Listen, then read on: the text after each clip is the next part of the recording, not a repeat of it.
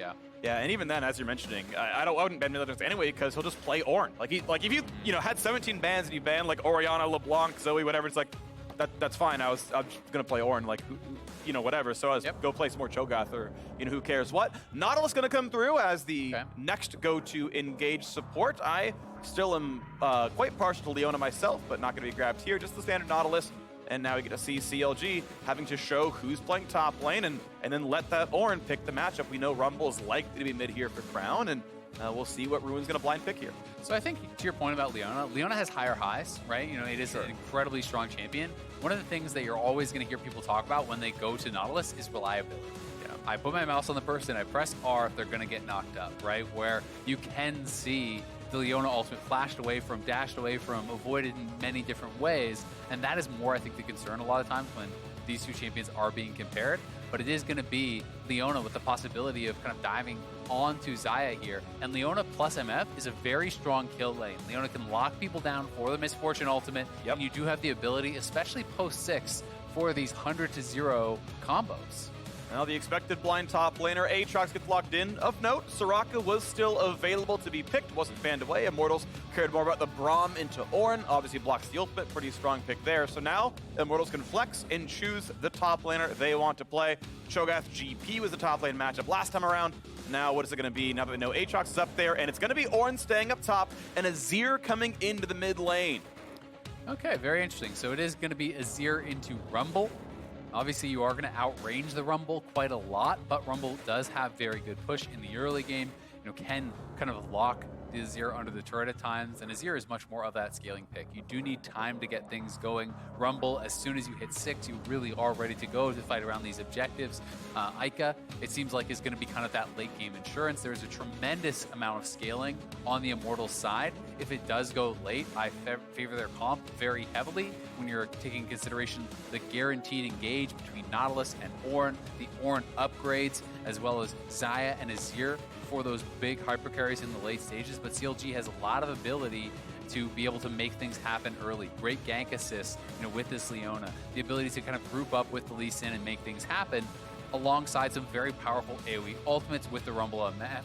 That is going to be great for fighting at neutral objectives, and that really has kind of been the name of the game in Season 10. All right, well, here we go. Comps on your screen. We get more dog chance for sOAZ, but his Cho'Gath was so good last time, might just see it again. It's going to be an interesting one to watch for. I think it's worth looking at Immortals as a squad, what they've done so far this year. They've had actually year-long a very, very bad early game. Them and CLG, the only squad under 1,000 average gold deficit at 15, but they slaughtered the early game last time around. If they can stay on that form, I expect a whole lot of work done for them. And I think so much of that credit is deserved by Xmithie for that early game. He was incredible on the rec side, really felt like he was everywhere, making multiple trips up to the top side, being able to get advantages for sOAZ, which he then made good on. We know he can get similar things done on the Elise, another really powerful early game ganker. So we'll see what he has in store for us here. One of the immediate things I'm looking to is I'm very surprised by the barrier on Rumble here for Crown. That is not something I've really ever seen taken here by Rumble. Generally, it is Ignite that is very, very common, and we could be actually in some trouble here. That's going to be a lot of damage. The pullback has to learn and throw down the ward. Now, Lee's pretty often learned W level 1 anyway. Yeah, that's not a huge loss, but has to burn the trinket, and gave Hakuho some padded stats and damage per minute. Yeah, pushes him out a little bit, but generally if you're going to go defensive summoners as a mid laner and you're playing against Elise, you see a lot of cleanse, right? And there's a ton of CC there. But that being said, barrier is, if used well, a really, really powerful defensive summoner. It's going to absorb more damage than heal would heal you for, so that can be quite nice. And if you're looking at any potential kind of aggressive plays between Scrap Shield and Barrier, it can be surprising how much you can really absorb. Yep. One of the recent nerfs, though, to Rumble was that rank 1 Scrap Shield got nerfed quite heavily, and that is the last skill you actually do level up. Yeah, which means you're kind of sitting on that nerf Scrap Shield. I believe it was about 20 less shielding. But I believe that nerfs the next patch. That's 10.3, right? I thought that was already in. I have actually kind of forgotten because the patch was like 13 days ago at this point. Okay, so I could be wrong. Maybe that was 10.3 and not a 10.2. Yeah, either way, though, that's going to be a really big deal. Someone will let us know on Twitter. Yeah, I'm pretty confident that's the 10.3 change. Regardless, though, we've got bot lane early push here for the Immortal squad. Hakuho Doesn't want to look for the Q. He'd be practically next to the turret, and it'd be a pretty easy trade back. You can see Smoothie sits in front, says, I will be the one to tank the anchor. I will just Q right back and get my own Aftershock on, so that won't be much of a problem as they clear some minions back and forth. Yeah, you kind of expect, I think, the Nautilus as well as the Xayah to have a bit of early push here. But that being said, as Stixxay does get some more levels under his belt, there is potential to kind of combat that. MF does have pretty good push of her own. And we are going to see them take this time to actually get a bit of a deep ward. And I think this is always really nice when you can kind of get a ward a little bit further into your opponent's jungle. You're often going to get more information from this. He sees that the Krugs are actually up with his ward that he did place there. You can see both these camps have been warded. The red buff was the start, which we already know is gone. So this gives you the information that Wiggily went to the top side. And as soon as Wiggily goes anywhere down on that bot side, it's going to be to one of those two camps. So they're going to have the information of where he would be. Oh, good stuff then. We'll see if the Elise can get anything done at all then, or if it's going to be a farm fest. Of note, Bruin has the highest jungle proximity of all top laners. And as Wiggily ends the topside jungle, he's up towards with his top laner pushing, trying to poach topside camps here as well, and looks like chickens are his, and Bruin's coming down to make sure that's going to stick.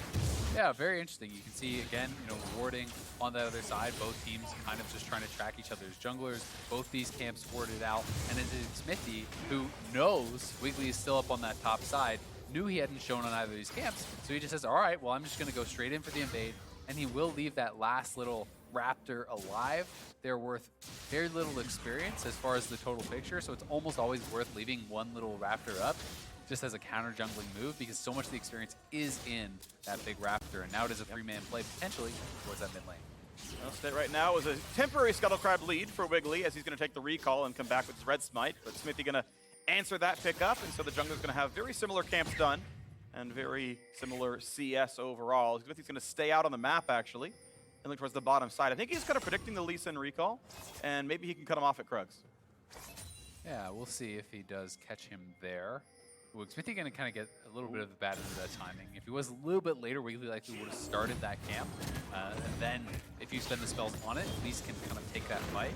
But because Wiggily did actually spot him on the way over there, and his bot lane is closer, it's really too risky of a play to move for. And Crown knows Elise's bottom side, does get the vision, says hello, puts on the W. 80-point shield at rank 1, so it is pre-nerf scrap shield, and Crown feels comfortable here. Does have the CS deficit. I think that's kind of expected on the matchup.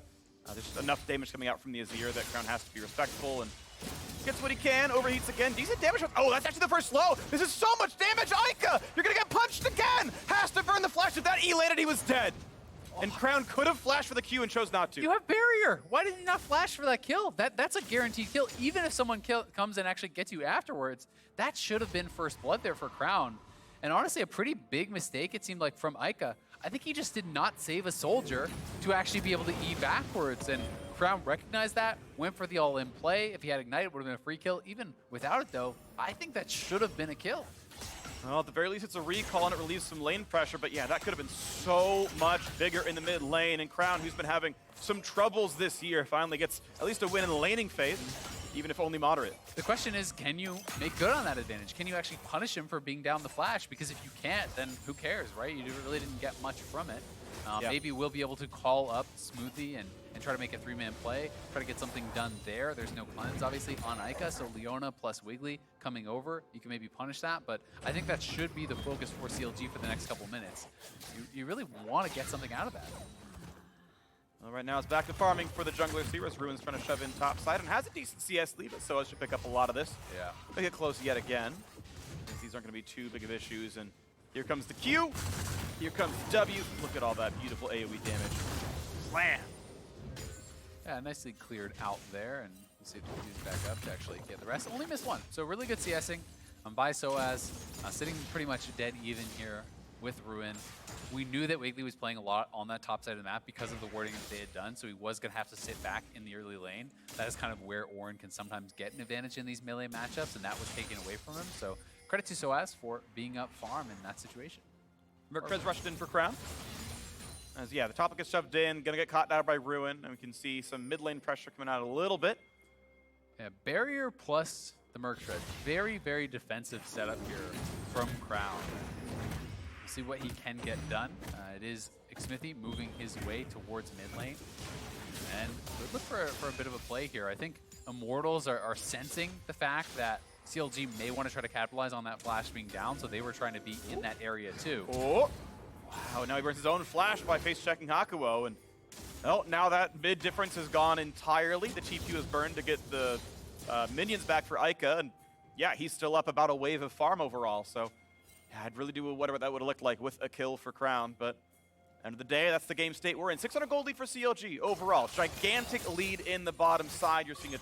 Okay, it's going to be more like a 10 CS difference as Altec clears this out, but Altec and Hakuho have been having a pretty weak laning phase of late. Xmithie going to find the stun and the re-engage. Blue is stolen, but Smoothie can just walk away back to his teammate. And a blue steal is going to look really good against Azir. Yeah, and Stixxay actually has it, and that was smoked to 1 HP by Wiggily. Nice. Where Stixxay then did get it, which leads me to believe was not an intentional donation of that blue buff. Counting. Stixxay going to be happy to receive it, nonetheless. This Phreak is going to go over. We should take the last hit here. Extra 50 gold, sorry, 50 XP for killing the monster yourself. And indeed grabs that one. CLG still remaining 200 gold up, plus the Cloud Drake, plus the blue steal. Yeah, and with that blue buff down on the bottom side, you can just kind of liberally use your spells a lot more as the MF. You don't have to worry too much about that. So should give them a bit of an edge there and help them to maintain the advantages they've already created for themselves. Yep. Here comes the Q spam. Hakuho takes one of them. He's coming up in a second. Going to drop that one down as well and just keep the spells going. Should feel comfortable for the next minute and a half or so. Yeah, so not too much time until Eika has that flashback. You know, about a quarter of that cooldown left, so a little bit over a minute. And, you know, no visits really from CLG towards that mid lane. So no advantage now has been gained from that pressure that Crown got. Could have been a solo kill. Didn't really get to follow up on this. And this is one of the things that I think, you know, CLG at times has been getting criticized for, is not capitalizing on the advantages where they can find them. But then they go. Sonic Ignite is on. Hakuho should die for this, and the ult makes it happen. First blood, CLG in the 2-on-2. Nicely done there by CLG, punishing using this level 6 MF. They have the blue buff, they get a little bit of poke down and commit the summoners. 3 blown, but they are going to be able to grab this kill. So let's watch this one more time. There is a ward down for CLG, so they have full vision of this. Hakuho pretty low, and the Zenith blade does follow over. It was a well-buffered hook from Hakuho, but then flash to follow. The Ignite goes down, ultimate to be able to finish that off. So just a little bit of an overextension from this Immortals bottom lane. And post 6, you have got to respect MF plus Leona. It is an incredibly strong kill lane, and sOAZ is trying to push this in so they could dive. Maybe even he's baiting so low. the fight, but Xmithie goes the other way around, so no dive. In fact, Miniway wasn't there in time anyway, but can he bait more of the fight? That's the second Q down, gets away from the cocoon, and Ruin shouldn't have too many issues here, but Xmithie has the red buff, has to be a little respectful. Here comes more of the squad, though. Wiggly's there, but so is Hakuho in the brush. Yeah, and it's one of those things where when all of a sudden the opposing top laner has been playing fairly passively, starts trying to aggressively shove in the wave, you're like, it might be getting dove, right? So Ruin tries to clear out the wave, tries to contest for that, and as a result, sOAZ had to use the ultimate early. He would have just died straight up in a continued 1v1. This is a dangerous TP, though. Can they actually punish? No. Just takes the Spiderling and walks away. Lanes haven't moved around, though. Keep in mind that Eika spent a lot of time towards the top side as the Xayah picked up the mid lane wave. Crown shoves one in, but no one is bot lane right now. That is farm just kind of going to waste, minions killing each other. CLG plenty of time to go top side. 10-minute rip throw and play does come through. Wiggily grabs it. And Immortals are just going to give it up. They're not going to actually decide to contest there. The TP was not available for sOAZ. They did recall on a couple members, so they're actually going to send Azir down to the bottom side now. We're going to have Altec here, parked out in that mid lane, looking to try to catch up a little bit on the farm, as Stixxay very rich in this game, 700 gold ahead of that next closest member, who is, in fact, Altec. Yeah, 400 gold for the first blood, and the rest of that is all CS, as he's got a fairly close game otherwise, but you see a 1,200 gold lead for CLG. That's, I mean, mountains above what they typically are in the early game. They've had very rough trials in the early game, but Immortals giving them the openings. Bot lane has been a sore point in their early game. Yeah, and they have a couple minutes to drop this Rift Herald, right, and extend that lead even further. So we'll see where they're going to elect to go with that. You can see Leona and Elise heading down towards that bottom side. It does look like they want to try to make a move over towards the Azir. We'll see if Eika is going to be able to respond to this or actually spot it out, as a ward did get placed down and is being pinged out. So they're trying to kind of sneak around it. We'll see if they can actually look to make this play, because there are a lot of members missing, so Eika may have sussed this out. Stixxay knows he's got no vision anywhere. A lot of control through the mid lane, plays very far back. There's the ult for the slow. The second stun's gonna land as well. Eika could not possibly get away, and a 3v1 finds the kill. Yeah, very well done by CLG. It's a good roam, and tracking of the vision was key there.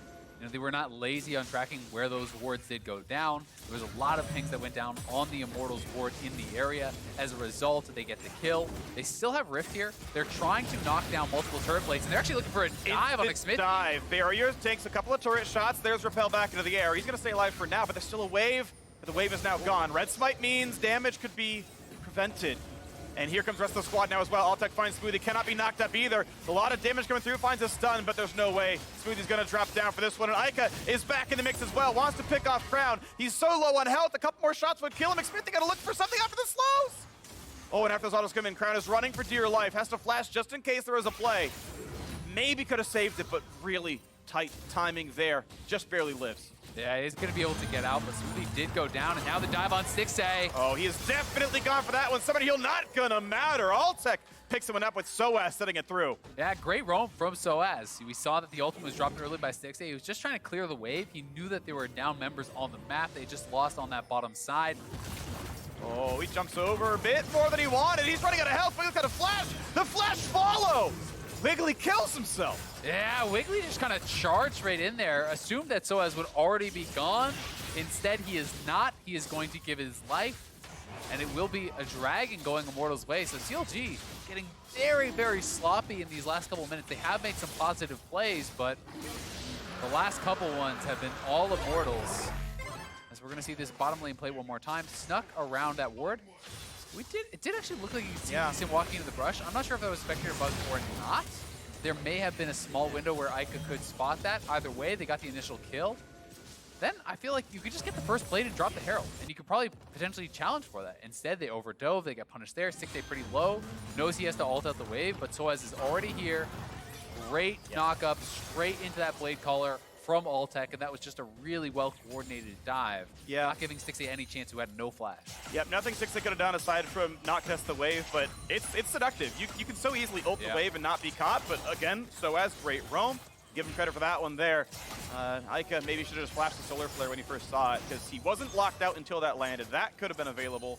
Maybe that would have changed things around, but here's the game state, 300 gold difference. And when we checked in last on the gold, it was actually Stixxay, 700 gold up on Altec, and that has now swung around, despite the fact that they won lane, they were up in farm. It is actually a 300 gold advantage for Altec, because he has picked up 3 straight kills. He got the Smoothie kill on the overdive. He also picks up the kill on Stixxay in the mid lane, so he's been a beneficiary of a couple of these plays. And now the Rift Herald just gets dumped bot lane, post plates being down, and it's not going to get a turret kill, so really not getting the most out of this from CLG. Really just felt like they could have dropped it on that previous play. At least it's going to be some damage, but you're right, the turret should stay alive. They don't want to commit too far because Hakuho's right there, and that would have been dangerous for Crown, who's flashless. Yeah, that's agreed by CLG. They thought they could get 2 plates down, then summon is the pretty standard play. Get it to half, then charge in with the true damage. That didn't happen. Yeah, and they're now trying to set up a dive here on Crown. 4 members coming in here. He's getting completely surrounded. He is going to get the wave. Catch all the melees, though, and that actually creates a lot of space. He's got to be careful. Does juke the first bit, but that's an easy ult on top. Barrier won't change much. They knock him down. That ult needed to be a bit farther back. He had to walk up to clear the minions. Yeah, I mean, it's tough, right? You know, I just don't think there's any outplaying that 4-man dive with point-and-click ultimate from Hakuho. It was a good sidestep, but I do agree, ultimate could have been placed better. Either way, Crown goes down. Barrier expended there, too. But it is Ruin pushing topside. Throughout all of this, Ruin has just been kind of parked up in that top lane trying to get advantages. You know, we saw that roam to mid lane from sOAZ. Ruin stayed up there the whole time, so he has extended a CS advantage and actually has a bounty purely through that CS edge that he now has. So we'll see if he can use some of the gold he has been able to pick up to, make up for the deficit his team has been kind of getting elsewhere. Because right now, he is the entire lead for the squad. Alrighty, 1,000 gold difference going to be halved as Altec gets some more solo gold, and look at him moving up to 6,800 gold earned, still highest in the game. And Immortals looking to tie for second with a win here, and they are in striking distance of making that happen. Yeah, I mean, honestly, I think when you take into consideration the compositions, when you take into consideration the scaling and team fighting prowess and ease of execution, I think Immortals are in a great position right now. I think that they're honestly pretty heavily in the lead. All things considered, the Mountain Dragon more valuable than it would normally be for this squad too, because there's 2 real tanks. You have Leona and the Ornn, so they're getting a lot out of that bonus armor and MR, where normally you're not getting as much if you're playing kind of these pure carry style teams. So they're in a great spot, and we'll just have to see if they can execute on that, because CLG had been looking good, had created some early game advantages, but kind of flubbed on them. Yeah, and that's going to be rough, right? When you want to play aggressively and all you do is give gold away, you kick yourself, and you got to make sure, though, to play League right, you still have to play aggressively, right? You know, you miss all the shots you don't take. Thank you, Michael Scott, for that one. And otherwise, it's a stun on the front line, and now the equalizer on the top looks pretty good. The stun, good cleanse by Altec, and it forces a lot of flashes out. Layering of ultimates is pretty good, forcing summoners out of Immortals. Yep, they get the flash off Xmithie, they get the cleanse off Altec, so a great proactive play, but here's Ornn to clear out the way. Oh, 3 knockups, I think it was. And this could be a really good re-engage. Iika already brings the E to get across the wall, can't find the second bit of it. I like the ulti there a lot from sOAZ. Pushes them back, helps to clear the wave. Wiggily gets poked low. So in the end, it is just kind of this trade of abilities. The flash out from Smoothie, the flash out from Xmithie. They do go up as far as the one summoner spell with that cleanse expended by Altec. But all things considered, pretty even. Ruin, though, looking like he should be able to grab this bot lane tower. So we'll see, can there be anything answered on the top side? It looks like Immortals are going to try to trade Rift Herald for that bottom tier 1.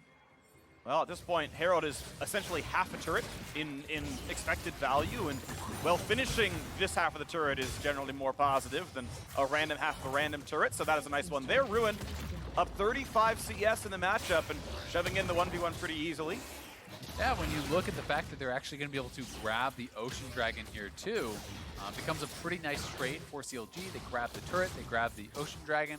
We'll see how much Immortals can get on this. They are pushing in top lane, so maybe going to be able to drop the Rift Herald there, but you know, Immortals actually on a reset after that Rift Herald, they lose the mid lane turret too, so losing a lot in this last 2 minutes.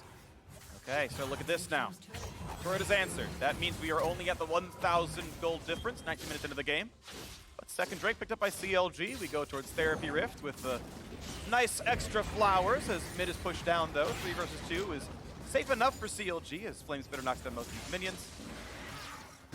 Here comes the charge. There is a turret falling, so can't fault them too much for that one. But it looked like, again, it looked like they were slightly out of range on the local gold, but I think my eyes were tricking me there.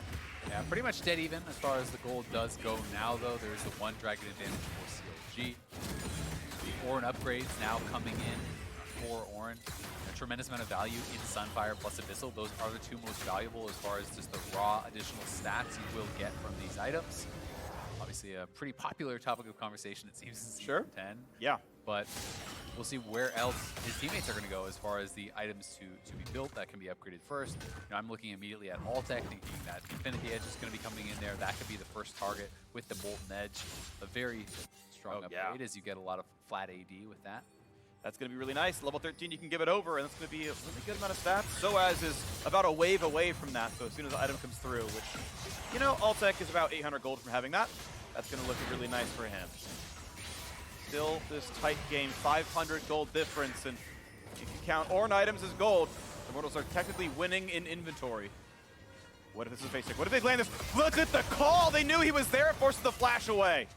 That was in fog, but they knew he had to be recalling in that brush. Yeah, that's just a great ultimate from Smoothie. Has confidence to go for it. They do get the flash out of Iika. Stoneplay also now completed for Smoothie, so he's going to be very, very tanky if it does come to that 5v5. If you can get in the midst of things, have the Aftershock up, have your W on, and that Stoneplay can become so damn hard to kill until those start to expire. Gold is tied, though. Immortals managed to pick up enough waves that they've tied up the game overall. 3 minutes, the next Drake comes through. CLG don't think they're in such a great position to really take that one over, so I don't think Soul is going to be an obvious sort of point of this game. Mid-turret summoned there by Iika to keep some more mid-control for a few more seconds as they just go ahead and run over the top river. They're going to have easy control over all that. Yeah, moving up towards that top side, and they do have really good Baron damage. So that's something that CLG is always going to have to be nervous about anytime you do not have vision in this area. And for now, it is really good vision all around here for Immortals, right? This whole area is basically only their wards. I feel like actually that could have been snuck. Now that's a bold call. I'm not saying they should have snuck it, but I don't think CLG ever did anything to recheck on that top of the pit, unless there's a ward I'm missing, but no, realistically, there's nothing in there. that theoretically just could have been a sneak out of nowhere. And just to kind of, you know, symbolize the point you made. Yeah, it is definitely possible. And anytime there's a Azir alone, you have got to be very, very scared. And then Azir plus Xayah, that is really, really, really fast. And Molten Edge now has been completed. Double Ornn upgrade is completed. So that's many thousands of gold of additional. You know, Ornn alone is getting over 3,000 gold worth of stats for those 2 items. The Infinity Edge upgrade is another 1,000 or so gold extra. So quite powerful. And when you take that into consideration, you're looking really at like 40,000 gold worth of value there for Immortals.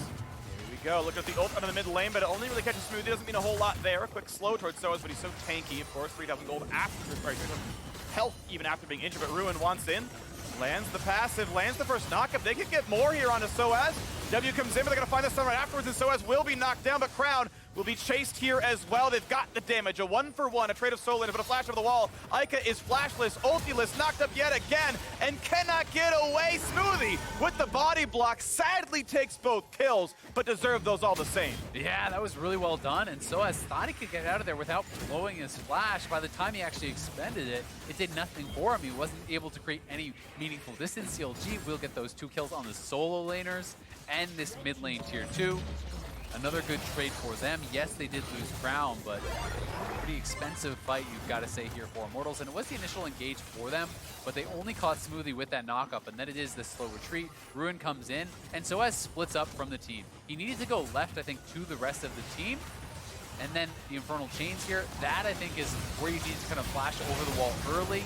He waits, gets locked down, does get punished, and it's another kill now for Immortals as Wiggily died and Blue Flash during that replay. So back and forth, members getting caught out. Yeah. Looked like Wiggily was probably trying to set up for that dragon, but Immortals with the jungle advantage now here are going to be able to grab an easy dragon. Yeah.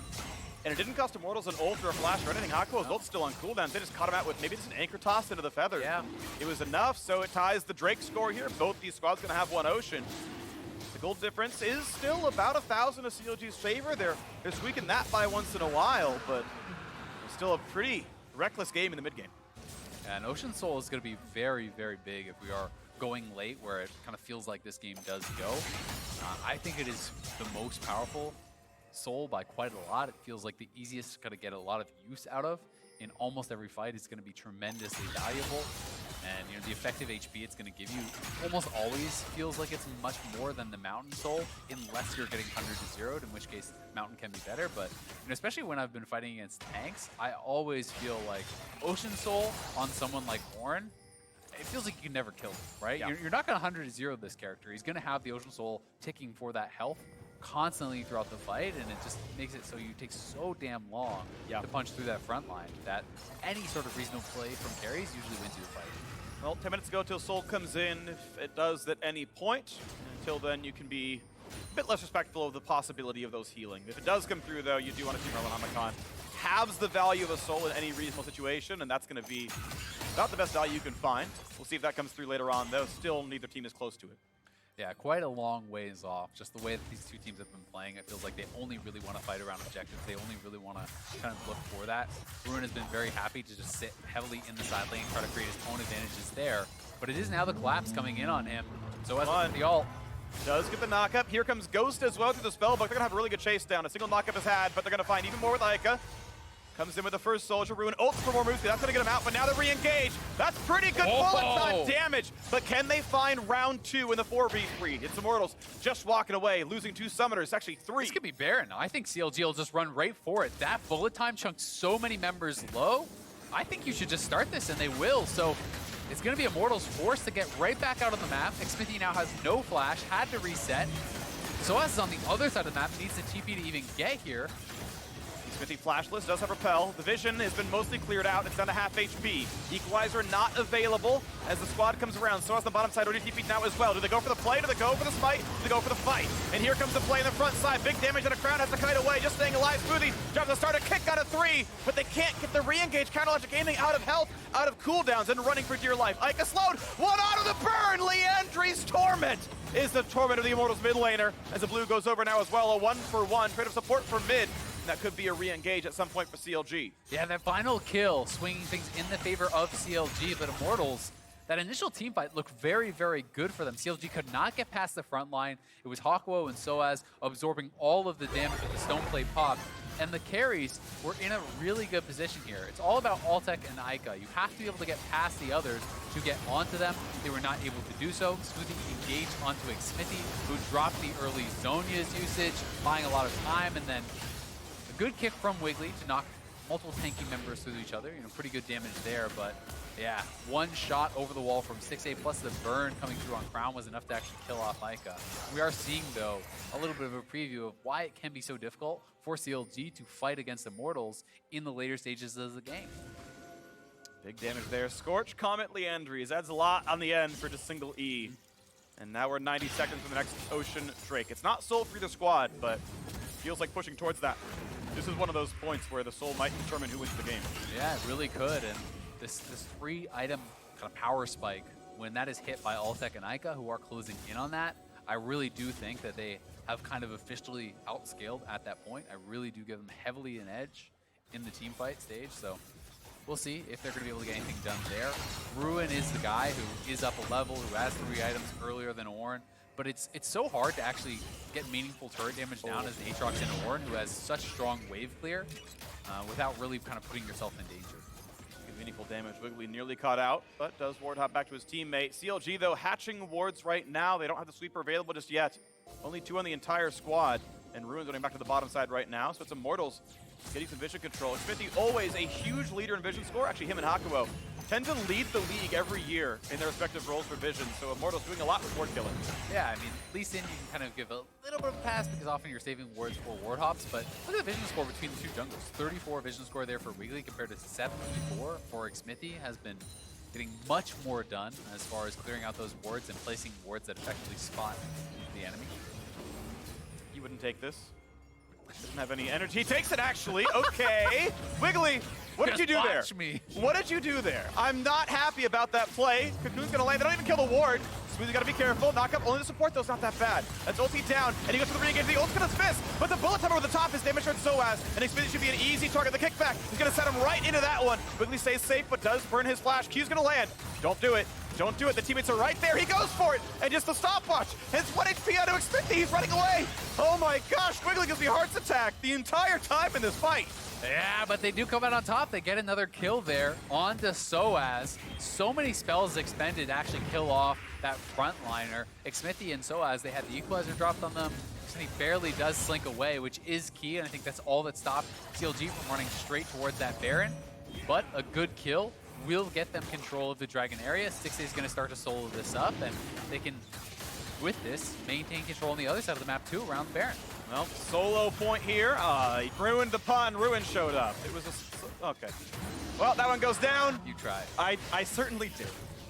And unfortunately, it didn't go through, but we still got a very tight game. CLG on soul point.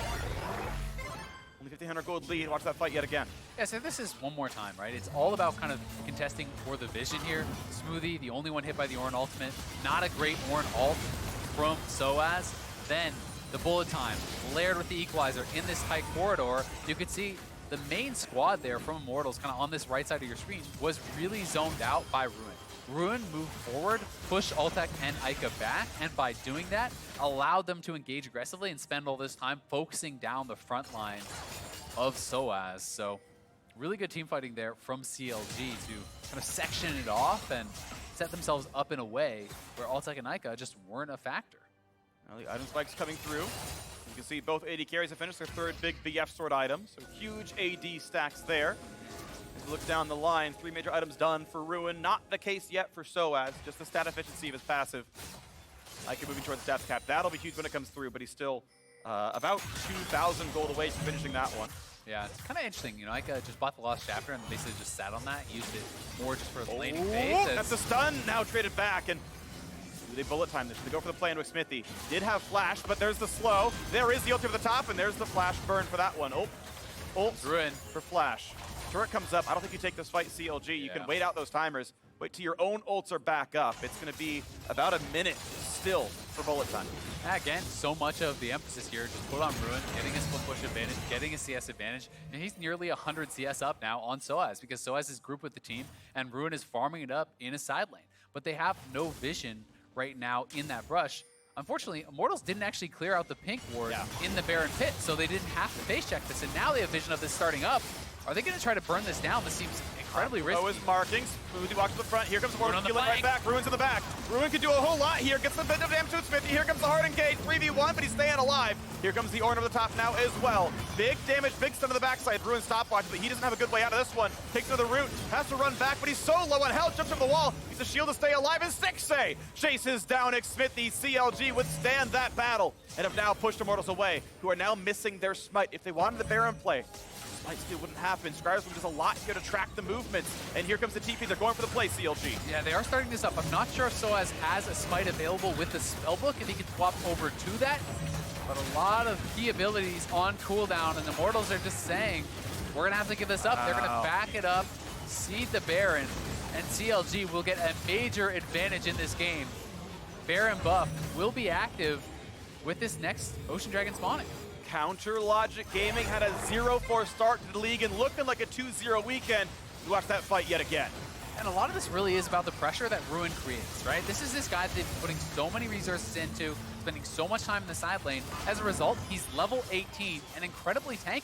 He buys so much time with that stopwatch and is not able to be knocked down.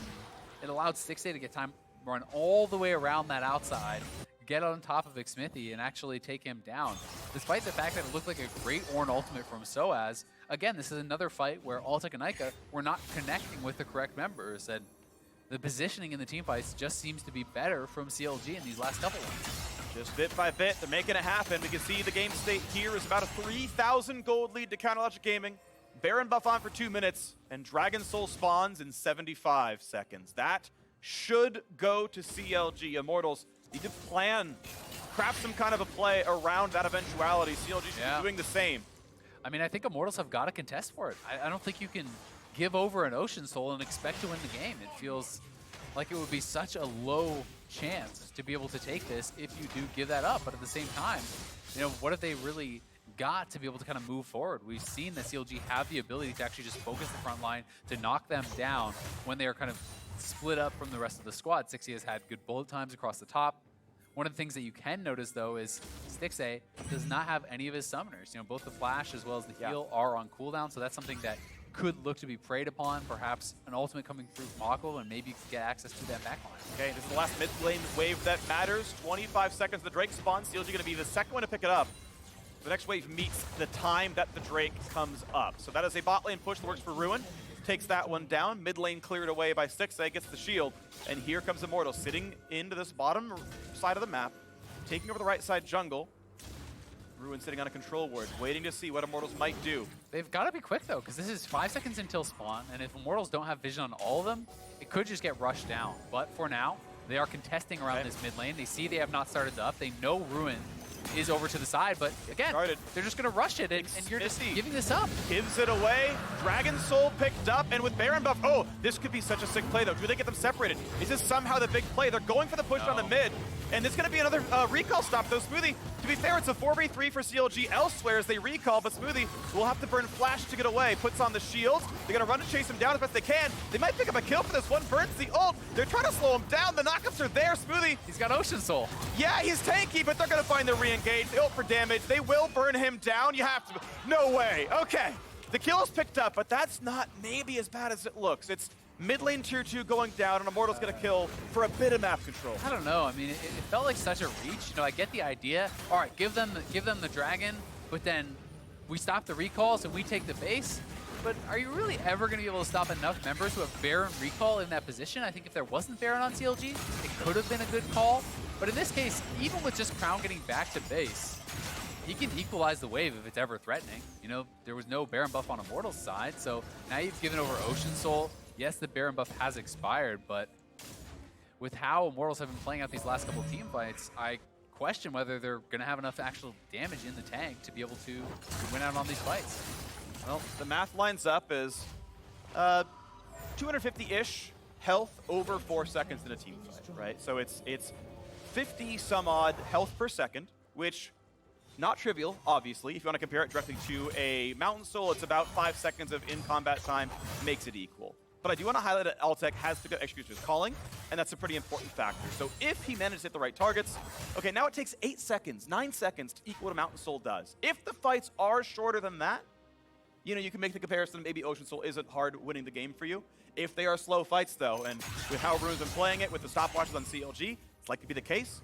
This will do a lot of heavy lifting as the fight goes on. Yeah, they also have the triple Ocean Dragon, sure. So that's going to be even more regen on top, and it is very difficult to have, you know, Executioners applied across the whole squad at the same time, but we will see. You know, there is possibilities of bursting people down, but generally speaking, if you can't insta-kill people against Soul, you will not be killing them at all. Yep, it adds up, especially as you mentioned, the missing health heal remains in combat this season, and if the fight is slow, yeah, CLG is going to stay topped off. So, Baron buff is gone. We know the Elder Dragon spawning in about 3 minutes. CLG is back to controlling mid. Guardian Angel in there for Wiggily. Ruin level 18, Crown level 18, Stixxay at 17. He's got plenty of stats here as well. Rapid Fire Cannon done on the one side. Hurricane picked up for Altec, which again, I think makes sense when you've got an Executioner's build going on. You need to make sure you can apply that debuff. And 4 essentially melee champions. Yeah. Right? Well, 4 just pure melee champions, so there should be targets for him to hit. And Immortals will have opportunities to be able to win these team fights, but they have got to be better set up when it comes to that team fight. They have oftentimes not really been having correct battle lines, not having their carries able to actually connect with the targets that are being CC'd by their tanks. You have to be really organized in that way. And it does get really, really hard in the side lane because for Ornn, there's just actually no chance you're ever going to kill Ruin no matter what he does at this point with Spirit Visage plus Death Stance plus the Ocean Soul. So, if CLG want to commit to a split push style of play, you can actually just start to ignore the towers and just be hitting this guy over and over and over, hitting the tower, chipping it down. Okay, Baron in 8 seconds, and CLG says this is the objective that wins us the game, and they are poised to do so. A 4,000 gold lead, they've shot, they've got the soul, and there's no easy epic monster to contest here. Baron is on the map, they're hitting it already. Smoothie is going to be marking the opposing team. Ruin sitting on the far side of the flank, ready to ult him when a fight does start. Wiggily infinitely tanky against Baron here. A little bit of poke comes through. He's got the shields, he's got the soul. There's Ruin finding a spot onto Eika. Can't get across the wall, though. Smoothie just only finds that single stun. There's the ult over the top. Pretty decent, finds some slows, but they can't get any kills. And that is ulti and ulti down. 3 burned with only 2 down on the Immortal side. Yeah, flash off of Eika, and you can see the ability for them to just continuously go back to this Baron. They're going to have Ruin just push out this wave, and unless there's a lot of focus on him, you're not going to be able to just poke him down whatsoever. So CLG are going to look to try to have these extended plays. Eika does reset, though, during this time, and is able to hold on to the teleport also, which is a pretty big deal. Okay, looking again. CLG pushing in the mid lane, and once again turning it around. Single Cloud Soul on them means they've got some of those ults back already. Aatrox, Leona, Misfortune. Leona's close here. MF had hers from last time. Sweep the ward, they finally kill it. Now once again, mid lane, turret is summoned. It remains mid lane control for Immortals. Eika a few seconds away from the ulti being available on that side. Smoothie once again holding the front line, looking to see when someone comes in. Ruin over the wall. Crown still waiting in the wings. Here comes the re-engage yet again. A slow not going to land, but here comes the re-engage now. For Ruin over the top. Here comes Equalizer up there as well. Hakuho in the front line taking a lot of damage. They're going to burn him down to start. Looking for the re-engage though, but Azonia's Hourglass keeps Crown safe for now. And once again, Immortals forced to run away. TP burn. They're going to go for the mid lane play. It's a bit of a base race attempt there for Immortals, and sOAZ is so very tanky. Recall's coming through, but Xmithie flashes to stop one. Inhibitor is down. And they're going for the Nexus right away. And Immortals look to tie for second. The base is in shambles. And what a play for Immortals! Can you believe it? Immortals pulling this one out on a brilliant call, TPing Eika over to join Altec. The full call to just interrupt the bases there. This time, this was what was supposed to happen when they made this call around the Elder, around that Soul Dragon. But no Baron buff recalls for CLG this time around. So Xmithie flashes in, gives his life to interrupt the teleport. Ornn is interrupting as much as he could as far as the recalls go. And these 2 carries just knock down the Nexus. What a play. Immortals end week 3 tied for second off of incredible late game shot calling here against CLG. If that game is solo queue, that's almost always going to Yeah. counter logic gaming there. But the Azir turret summoned in mid meant the wave instantly bounced, and they had the next one ready right away. And then they called Altec to run down. They TP'd in Eika. Just beautiful there. Truly, truly beautiful. Everyone played their part correctly, and it's a 4-2 squad. I think what we've learned is the turrets do not get the Ocean Soul. Nope. They don't reach that nearly enough. You can take down the base, Phreak. They can get taken down so very fast. That does mean that Counter Logic Gaming are alone in last here. A valiant game from them. I don't think they're a terrible team, but they are 1-5 right now. They played Immortals close, which ends up being a second-place team right now. I think there's light in that tunnel, though. I think CLG can definitely improve, but it is a slow start. They can improve, but there's so much from this game that is going to be frustrating you, right? The fact that you had Baron buff, the fact that you had Ocean Soul, which is so strong, and you just misjudged your position on the map, right? They had been winning fight after fight after fight. They had been executing very well in a lot of ways, but CLG kind of threw this one away, and Immortals found an opening and made a brilliant call and punished them for that. But, you know, I've got to throw a little bit of kind of a question mark Crown's way. Like, I don't even understand how he had such low farm in this game. Yes, Rune was playing heavily in the side lanes, but, you know, was the barrier the right call? If you want to play side lanes, if you want to try to do something else, maybe he needed teleport. We didn't see him actually flash forward and capitalize on what should have been a guaranteed first blood solo kill after Eika's mistake. And, you know, he's sitting at 245 CS, 3 items in a 40-plus minute game where people are, you know, multiple items ahead of him. Yep. Well, as it stands, though, it is a loss for CLG and a well-deserved win for Immortals off that late game shot calling. And now for more on that win, patiently standing by for an interview with Xmithie. Thank you so much, Xmithie. I literally stepped away from that game, get a drink of water, and then it's over. What on earth happened at the end of that game? I think at the end it was just like pretty hectic for us, but Paul and like Eika like planned really well. Like the EU strategy of like backdooring, they planned it pretty well, and it was just kind of like a bad game to play because we were always on the back foot. But like we had the EU strategy on us. So is it them making the calls in that stage, or is it kind of a team effort? Like who's calling that play? Well, I mean specifically that play, like Paul said, there's like to keep pushing mid, and then we tried to stop as much as we can, and yeah, hopefully it paid out pretty well, I guess. Yeah, of course, tied for second now, maybe not where people expected things to be, but let's take a step back now and just talk about what's it like for you on a new team? Yeah, I always like being in like a new team atmosphere. I'm not new to like being in a new team. I've been like in quite a lot of teams actually. This team in particularly is like we're more chill than maybe most of the teams I've been in, and it's pretty fun so far. And then you mentioned, of course, your new European teammates, Eika and sOAZ. What's it been like playing with kind of a newer French player and then a veteran like yourself in the top lane? Personality-wise, I think we get along really well. Everyone's just really funny and just crack jokes even in the game. But in game, I guess it's pretty new for us because we haven't really played against or with each other, so we don't really know how we play the game. And it's been like 3 weeks now, and I guess we're slowly and steady like trying to improve and to trying to figure out our personality. And then do you feel like now that you've had a few weeks, you know, with the team, with everyone playing together, that things will get smoother from here? I mean, you're already tied for second. Do you feel like the momentum can continue for Immortals? Yeah, hopefully. I think right now everyone's really happy that we went our first 2-0, and hopefully we go on for the next weeks. Certainly so far so good. Xmithie, thank you very much for the interview. We're going to throw it over now for the Bud Light Breakdown.